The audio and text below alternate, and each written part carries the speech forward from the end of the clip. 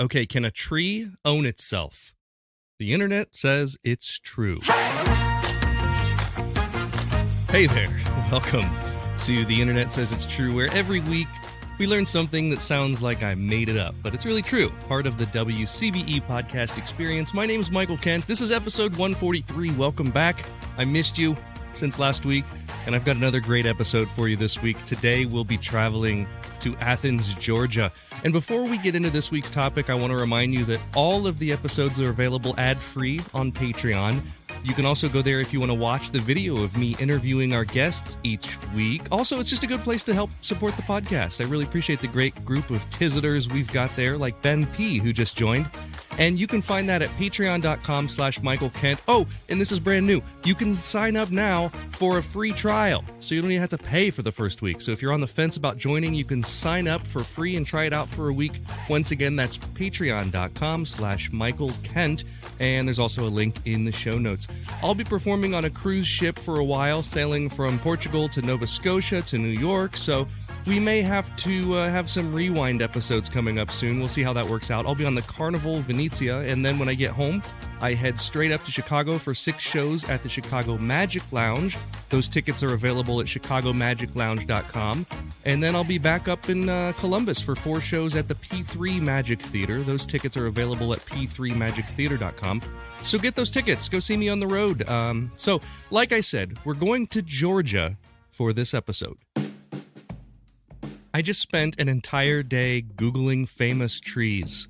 Mostly trees are notable for their physical characteristics, like being the oldest tree, the largest tree, the thickest tree, or the tallest tree. For instance, in Lebanon, the sisters olive trees are claimed to be 5,000 to 6,000 years old.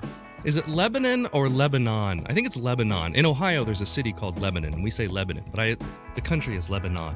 Anyway, if that's true, those olive trees are the oldest living trees in the world. The tallest tree in the world happens to be in Redwood National Park in California. It's a redwood that's known as Hyperion, and it's 379 feet tall. That's taller than the Statue of Liberty. The largest tree by area is in Sequoia National Park, also in California. That's known as General Sherman.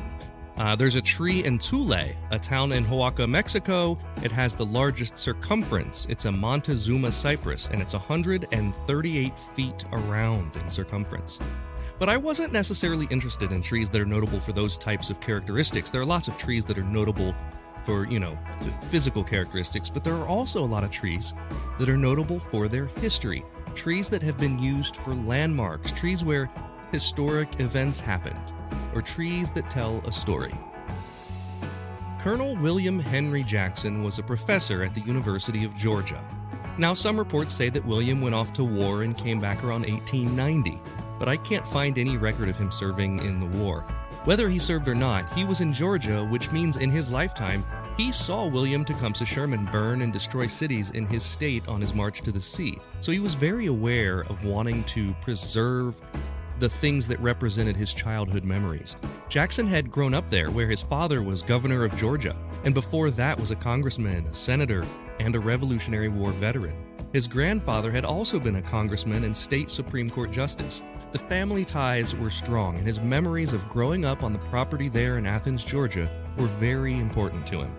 In particular, he remembered playing on the large oak tree in the yard. It stood at the corner of South Finley and Deering Streets. So whether he returned from war or returned from studying or vacation, one thing that people agree on is that he decided that for as long as he lived and in perpetuity after his death, he never wanted anything to happen to this oak tree. He supposedly wrote a deed that said the following, quote, I, W.H. Jackson of the county of Clark, of the one part, and the oak tree of the county of Clark, of the other part, witnesseth, that the said W.H. Jackson for and in consideration of the great affection which he bears said tree, and his great desire to see it protected has conveyed, and by these presents do convey unto the said oak tree entire possession of itself and of all land within 8 feet of it on all sides, end quote. That's a mouthful, makes zero sense to me. A lot of those words don't feel like they go together, but that's what it said. Now, did that actually happen? It's tough to say. The only surviving record of this deed came from a newspaper article from the Athens Weekly Banner in August of 1890. But whether or not the deed actually existed, and at the time of that newspaper article there were several people who claimed to have seen it, it has more or less been honored, that is, until the tree sadly fell down in 1942. But because one of its acorns was saved, the locals grew a brand new tree from that acorn, planted it in the same place, and gave the new sapling the same treatment, self-ownership. When you visit the tree today, known to locals as the Jackson tree, the tree that owns itself, or the son of the tree that owns itself, you'll see a stone with an inscription that reads, quote, "For and in consideration of the great love I bear this tree and the great desire I have for its protection for all time, I convey entire possession of itself and all land within 8 feet of the tree on all sides. William H. Jackson," end quote. But is this type of thing even legal? Can it hold up in court? If you bought the property on the corner of Deering and Findlay and, let's just say you were an agent of chaos or you hated oak trees or something, could you chop that tree down legally? Well, we'll talk about that after a quick break. If you love listening to this podcast every week and you want to show your support, that would mean a great deal to me. You can do that by becoming a Patreon member.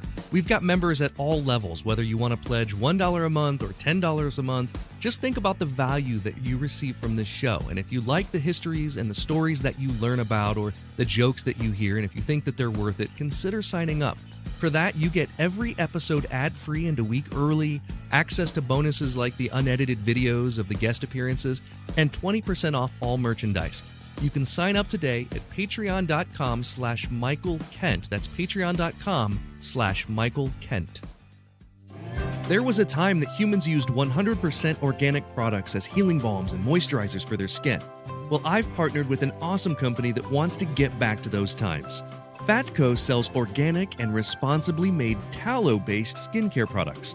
For centuries, humans used tallow in skin moisturizers and healing balms, but unfortunately, the topical application of these fats seemed to stop around the same time that animal fats stopped being considered part of a healthy diet. A lot of modern skincare products do more harm than good by stripping your skin of its natural oils. Let's change that. You can try them out now at fatco.com and get 15% off your order by using my promo code INTERNET. Go to theinternetsaysitstrue.com/deals for the link. Before we talk about the legality of a tree owning itself, I have to say something. For the last 3 weeks, the same thing has happened with this podcast. I start out with a story idea, begin the hours and hours of research, and then completely get sidetracked when I find multiple instances of the same story. It happened with the train crashes, it happened with the children raised by animals, and it happened again this week with the tree. So we're going to travel now from Athens, Georgia to Eufaula, Alabama. And this story is so similar to the Jackson Oak, there's no way that they both came up with this independently. Someone in Eufaula, Alabama had to have heard about the Jackson Oak in Georgia because almost 50 years later, we're talking 1935, there was a tree deemed to have self-ownership there on the corner of Cotton and Highland Avenues. Lots of the story is the same. Apparently, it was the property of Confederate soldier Captain John A. Walker, and the proclamation of self-ownership covers the tree and an 8-foot circumference around it. And it's an oak tree. So much of the same story. And in this case, it happened later, so there's a good record of it. And the mayor of Eufaula in 1935, E.H. Graves was his name, apparently named the tree as owning itself in this special deed. The deed said, quote, "I, E.H. Graves, as mayor of the city of Eufaula, do hereby grant, bargain, sell, and convey unto the post oak tree, not as an individual partnership nor corporation, but as a creation and gift of the Almighty, standing in our midst, to itself, to have and to hold itself, its branches, limbs, trunk, and roots, so long as it shall live." E.H. Graves, end quote. So there it is. This tree is known as the post oak tree. It's also known as the Walker tree and the tree that owns itself. This tree, like the Jackson tree in Athens, Georgia, it's not even the original. In this case, the tree's been replaced several times. So if you go back to that deed, he said, "so long as it shall live." So that pretty much makes the deed null and void, right? And at one time, the tree was replaced by International Paper, the company, who put their name on a plaque with the phrase, "Only God can make a tree." So is any of this legally binding? Well, in practice, both of these trees are considered self-custodial, kind of. Technically, the Athens tree isn't even on the original Jackson property, and the city takes care of it. I mean, a tree can't trim and water itself. If the tree gets blight, it can't apply its own treatment. So to answer the question here, no. This isn't legally binding. In order to be given custody, whether it be of a person or property, you have to be able to communicate receipt, which a tree cannot do. There have been discussions on the rights of plants. In 2010, in the Netherlands, there was a political party, the Party for the Plants, that was formed to fight for plants' rights. They didn't win any seats on the country's parliament, but hey, it worked for an animal rights party who did win 2 seats a few years earlier and were fighting for the rights of animals. But in New Zealand, there was a little bit of success in this area. So in 2014, the Te Urera Act made it so that the Te Urera Forest was granted legal personhood. This was a place that was sacred to the Maori people, and it's basically similar to what America has done with its national parks. It's just a protective act. So, in a novel, fun sense, yes, these cities will tell you that the trees own themselves. But if you took that idea to court and wanted to tear them down, you'll probably be able to prove that the trees themselves have no legal claim over their own status. Even so, I love the idea. The idea, right? They've been tearing down a ton of trees near my home here to build new developments. And apparently, part of being in my 40s means that I care about these things, because I literally teared up the other day. I drove by a tree where I always used to drive by and see a family of red-tailed hawks, and it had been torn down. And so maybe those trees needed to be self-owned. Maybe that would have made a difference. I don't know. There's also no Confederate War veterans here living anywhere in Columbus, Ohio. So anyway, if you're ever in Athens, Georgia, or Eufaula, Alabama, or if you just have a tree in your life that you love, you now have some pretty great trivia to talk to people about. The internet says it's tree. True. The internet says... Okay, 2 weeks ago, if you were listening, we used chat roulette to find some strangers. Actually, it may have been 3 weeks ago. Yeah, it was 3 weeks ago. We used chat roulette to find some strangers to answer the trivia question. It was a ton of fun. I tried to do it again last week, but then I got banned. Well, I got unbanned. And so here we go. We're going to talk to a bunch of random strangers from wherever they joined from. We don't even know where they'll be from. And we're going to see if they can answer these questions that are all about trees and plants and stuff. So... let's get into it. Let's go, let's meet some strangers. First of all, tell us your first name. Matt. Matt, outside of Chicago, you're in Illinois. What do you do for a living, Matt? Many things. Me too. I'm a magician, I'm a podcaster, I'm a voice actor, I'm a marketer, I do all kinds of fun stuff. Sounds like a little bit of the same for you? I mean, I'm not a comedian. Well, I mean, I suppose I am, because like I'm a teacher, so There like you every go. time I can teach a class, like it's kind of like impromptu stand up every single time. It has to be. The kids need to be entertained. What age group are you teaching? Adults. Adults. Is that, do you think, easier or harder than if you were teaching like teenagers? Harder because it's hard to say. It's hard. That's been hard to say because like at least with adults, the kind of media and the kind of generation they were brought into, but like with the kids nowadays, dude, I'd probably snap. Yeah, it'd be tough. I'd probably snap. Be like, can I have your phone, please? And just throw it at the wall. It's like there's been teachers over the time that I've gone to school and shit, and who've been like, some have had really good, interesting ideas about it. And there was one who had this really beautiful box, right? Like, it was like super pristine wood and like little gilding, little plaques, all that bullshit on the chip, but it was like a swivel lid box, right? Yeah. And like, if you up with the teacher, man, the teacher went up to you with the box and was just like, phone in the box. And just click it. And it's just one of those things, like, it's here, it's safe, but you can't have it. Right. And I like, because most of the kids nowadays try and pull that card, like, oh, what about in an emergency? Like, how's my family supposed to get in touch with me? It's just like, as a kid who went to school in the 90s, if there was a family emergency, your family's going to call the school, and the school's going to send somebody from the office down to your classroom to get you. So, like, can relax here. All right? Word. You don't So, need to all that shit. So let's get into this particular episode that I was doing is all about like trees and plants and stuff. And these are all really random, weird questions about plants. So I'm just going to give you one and see how we do with it. And then we're going to move on to the next person. So for this question, Matt, we're going to play for a joke. So if you get it wrong, you got to tell me a joke. If you get it right, I'll tell you a joke. It can be a dumb street joke. It doesn't have to be a good joke. The world's largest rose bush is in Tombstone, Arizona. And this is multiple choice, by the way. So the world's largest rose bush is in Tombstone. How big is it? Is it A, 20 square feet, B, 200 square feet, or C, 8,000 square feet? That's a seriously big rose bush if it's 8,000 square feet. I gotta go with the middle, dude. Because that's just like such a serious square footage of rose. Well, the answer, believe it or not, is 8,000 square feet. It's huge. It has a trunk with a 12-foot circumference, 12 feet around, and it's 8,000 square feet big, apparently. Who knew? These are things. Where is this rose bush? Like, do we have like a latitude, longitude coordinates of this? I'm sure it is. Yeah, I'm sure that because I found this on Wikipedia, so I guarantee that's on Wikipedia. But it's in Tombstone, Arizona.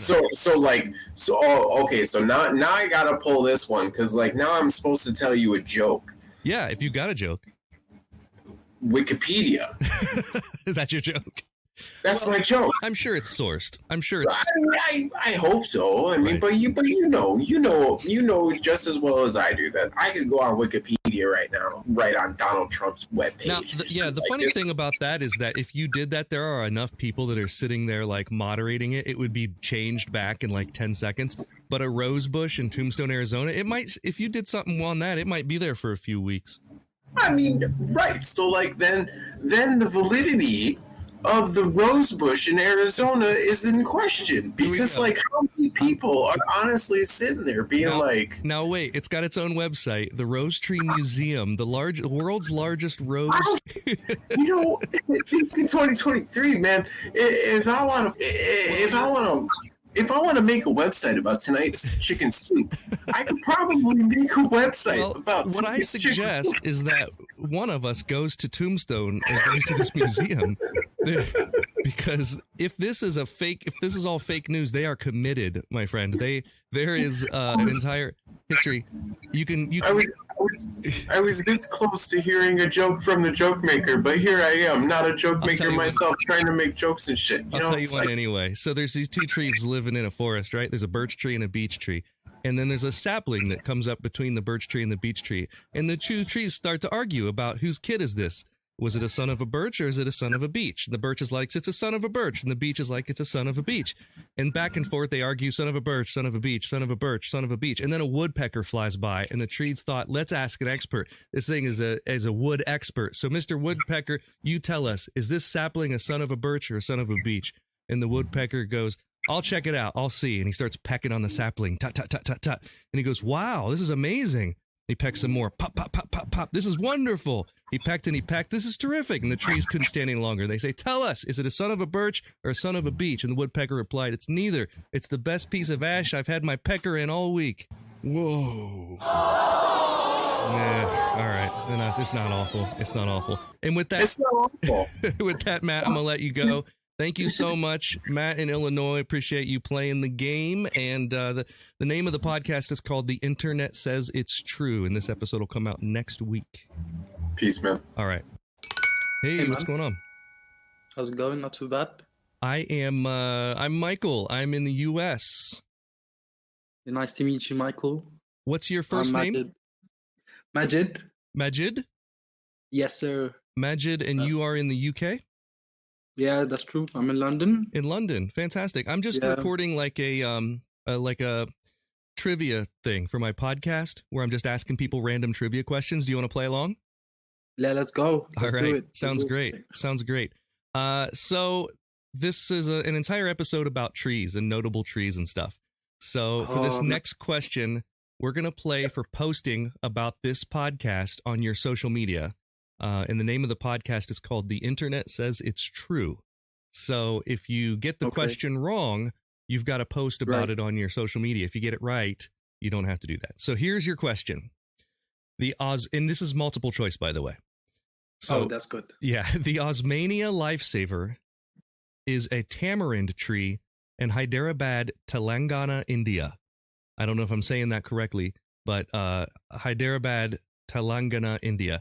It's called the lifesaver tree for which one of these reasons? A, 150 people clung to the tree to save themselves from a severe flood. B, its fruit fed a man who had been lost in the woods for 2 weeks. Or C, its trunk is in the shape of a circle, making it look like a ring, like a lifesaver from above. It's a tamarind tree, yeah? Yeah, it's a tamarind tree, correct. I know what a tamarind looks like, but I don't know what a tamarind tree looks like, so I've got no idea, right. honestly. And Pakistan got floods. I heard like they had some floods like last year or something, and a lot of people died.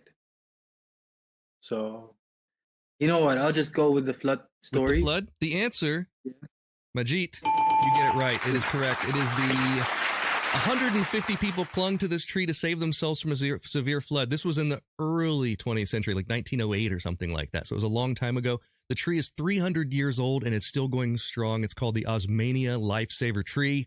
So thanks so much for playing. Now tell us, what do you do? Do you work? Do you have a job, or are you a student? Yeah, I do have a job. I'm a teacher. Oh, what do you teach? I teach maths at primary level. That's amazing. Now, what is primary level in London?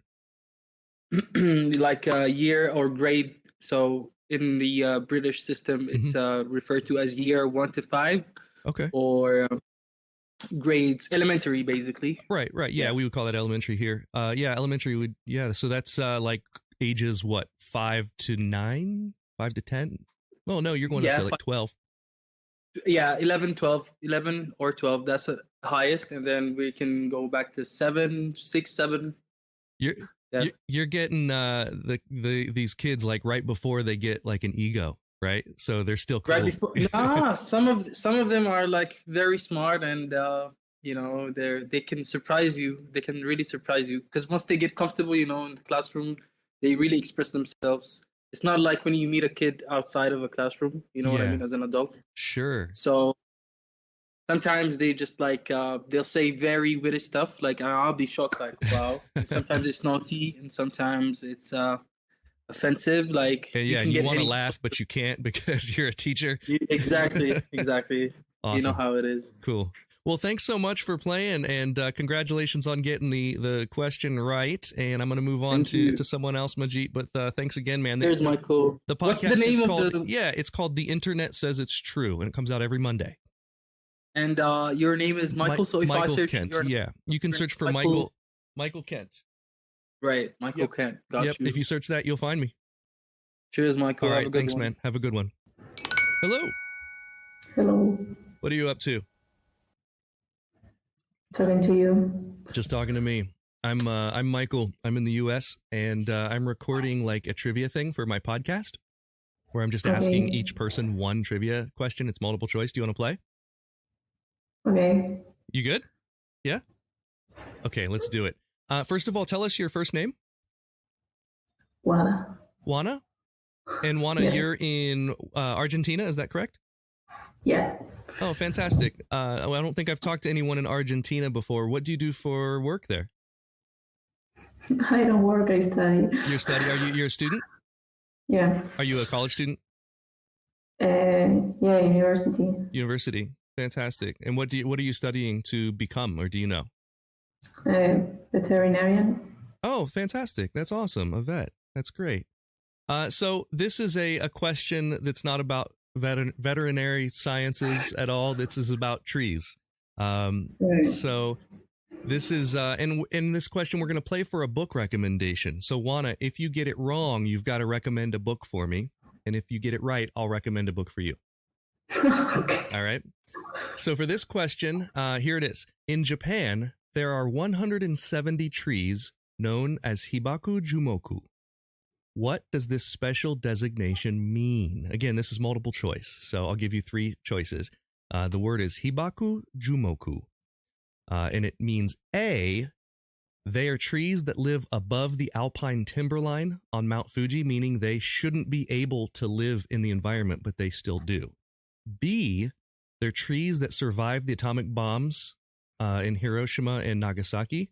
Or C, they're trees that were planted for each of the celebrations of the falling of emperors.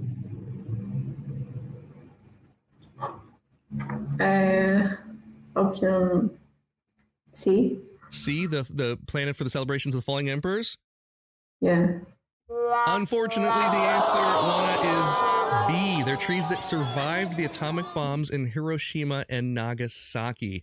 There are 170 of these trees, and some of them include trees where they were, like there's one that was next to a museum. The museum was flattened, but the tree stood, and it still stands today. So really interesting stuff. The word is Hibaku Jumoku. So, before we go, do you have a book recommendation? No, Not but I can recommend an anatomic book. Okay, sure, please do. Okay, that's all. No. Oh, just a book about atomic bombs, about atomic explosions. Yeah, no. Like vet book. A what? Vet book. Oh, a veterinarian book. Oh, yeah. I don't think I want to read that. That sounds like it would be way above my head. Although I do have 3 dogs and 3 horses. Okay, I you have could 3 try dogs, them. and my wife has 3 horses. So it might be helpful, and it might save me some money. Yeah, for All sure. right. Well, Juana, thank you so much for playing in. We wish you the best in your journey to become a veterinarian. Thank you. All right. We'll see you later. Bye. Bye. Howdy. Hey, how are you? Are you on like a podcast? I am. Do you want to be a part of it? I'm just asking random strangers trivia questions. All right, let's go. I'm probably going to fail. That's okay. Let's start with your first name. What's your first name? My name's Trinity. Trinity. And what part of the U.S. are you in? You said howdy, so I'm going to guess you're in the South somewhere. Actually, no. I mean, Kentucky's where my roots are, but I'm from Ohio. Oh, you're from Ohio. I am also in Ohio. I'm in Columbus, Ohio. I live 5-10 minutes outside of Dayton. Oh, okay. Fantastic. I grew up in a small town about halfway between Dayton and Columbus called Urbana. I don't know if you've ever heard of that. It's near Springfield. That's so awesome. Yeah, that's where I grew up. And so you grew up outside of Dayton. I'm very familiar with that whole area. And are you a student or do you work? I am trying to get into trade school, and I'm in between jobs. In between jobs and trying to get in trade school. We wish you the best of luck with that, Trinity. This is a question about trees. This whole episode was about trees, and this is a multiple choice, so that helps make it a little bit easier. And in this question, we're going to play for an embarrassing story, right? So if you get it wrong, you got to tell us something embarrassing that's happened to you, and if you get it right, I'll tell you an embarrassing story that's happened to me. Okay, bet. So here's your question. In Dublin, Ireland, there's a tree known as the Hungry Tree on the campus of the King's Inn School of Law. Which one of these describes why it's called the Hungry Tree? Is it A, it has a hollow trunk where legend says if you put your food in there, it will bring you good luck? B, it requires so much moisture that it kills any plants within a city block? Or C, over the years, it has eaten the park bench next to it, having grown around the bench? I feel like it'd be C. You think it'd be C?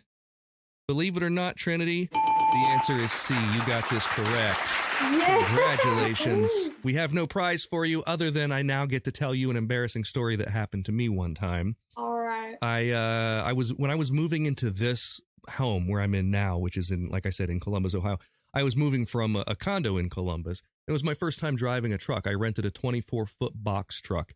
And when I went across town closer to here and picked up the truck, drove it back, and we had these like parking lots with privacy fences, these brick privacy fences.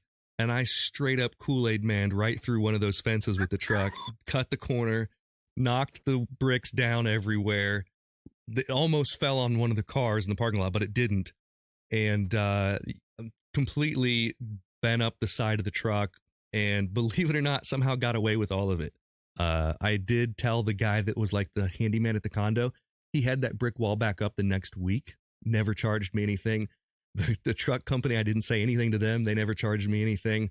So I was super embarrassed because I had all my friends sitting there waiting to help me move. and they're pointing to the back of the truck as I'm driving it, like, oh, I'm coming to come, grab my stuff. And they're just like, no, whoa. So they called me the Kool-Aid Man for a little bit after that. But there you go. There's your embarrassing story, Trinity. Well, can I get the name of your podcast? Absolutely, you can. The podcast is called The Internet Says It's True. Okay. The internet says it's true. So every Monday I come out with a episode about something from history that sounds like I made it up, but it's really true. And this week the story is about a tree in Georgia that owns itself. So that's what the whole episode is about. So all of our trivia questions to random strangers today are about trees and plants and things. So that's freaking awesome. So you'll hear that next Monday, and you'll hear yourself getting that question. And we'll see you next time. Thank you so much for playing the game, Trinity. Thank you. Have a great one. All right, we'll see you later. Hey there. Hey, what's going on? Good. How are you? Good. I'm in Ohio. How about you? I'm in California. California. I have a trivia question about California for my podcast. Do you want to play? Sure. Fantastic. What's your first name? Luke. Luke in California. What part of California are you in? NorCal. North California. I'm in Central Ohio. The name of the podcast is called The Internet Says It's True. And what I do is every week I pick a topic from history. Sounds like I made it up. And this week's story was about a tree. So these are all tree-based questions. So here's your question. And we're going to play for a favorite quote. So if you get it wrong, you've got to tell me a favorite quote of yours. If you get it right, I'll tell you one of mine. There is a city in California that's named after one particular tree that exists there. Now, this isn't a species of tree, but one actual tree that has a name. They named it. In NorCal? In California, not in NorCal, but in just California in general. So all of California. And this is multiple choice. So one of these cities is named after one particular tree. Which one of these is it? Is it A, Palo Alto, B, Los Angeles, or C, Fresno? I'm going to have to eliminate Los Angeles, so it's not Los Angeles. Okay. And you said Fresno and what? Palo Alto. Palo Alto. I'm going to have to go with Fresno. The answer, it's Palo Alto. So I will say this was a bit of a trick question because Fresno was named after trees, but not one particular tree. Fresno is a Spanish word for ash trees. So there you go. Los Angeles was named for its original longer name, which translated into the town of Our Lady of the Queen of the Angels. But Palo Alto is the name of one tree. The name of that tree is El Palo Alto, and it's a historical landmark, 110 feet tall, 1,083 years old, and it's still there. So the tree that they named Palo Alto after is literally still in Palo Alto, and it's a tree named Palo Alto. Gotcha. Some awesome trivia for you if you ever, get down there. So, yeah. So do you have a? Oh, he doesn't have a quote. He left without doing a quote. So since that was our last guest, hey, we got a random stranger on here. Do you have a famous quote or a favorite quote that you live by?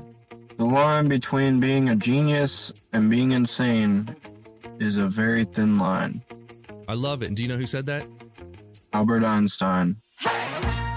That is all for this week. Thank you so much to all those strangers that we just met, all my new friends from all over the place. Here's here's something, blah, blah, blah about trees and some British kid. Okay. Thank you for listening to The Internet Says It's True. To listen to episodes ad-free and a week early, support us on Patreon. You can do that at patreon.com/Michael Kent. If you learned something just now that you didn't already know, go to the Apple Podcast app and leave us a review with 5 stars and a few words. That helps us a ton, because that's how the algorithm works. I don't know what an algorithm is, but just do it.